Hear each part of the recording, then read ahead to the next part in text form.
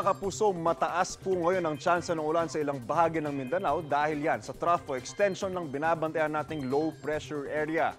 Ayon sa pag-asa, pinaka-apektado na ng Davao Region at dito banda sa may Soc-Sargen Region. Namataan na sabing low pressure area sa layong 645 kilometers south-southeast ng General Santos City.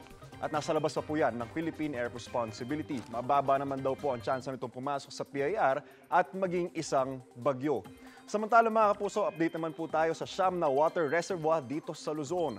Ayon sa pag-asa, bumaba ang water level ngayon sa Angat, Ipo, La Mesa, Ambuklao, Binga, Pantabangan at Caliraya Reservoir. Tumasama na ang taas ng tubig sa San Roque at Magat Reservoir. Ang patuloy ng pagbaba ng tubig sa maraming water reservoir ay bunsod ng kakaunti pa ring ulan kasabay ng lumalakas na konsumo ng tubig ngayong may El Nino. Sa mga kapuso nating papasyal ngayong araw ng Biyernes, huwag kalimutang paghanda ng init at alinsangan.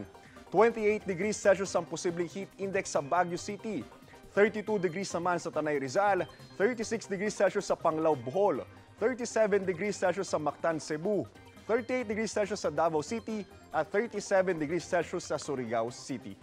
Ingat po tayo mga kapuso at huwag pong kalimutang uminom ng maraming tubig. Ako po si Anjo Pertiera. Know the weather before you go. Para mag-safe lagi, mga kapuso.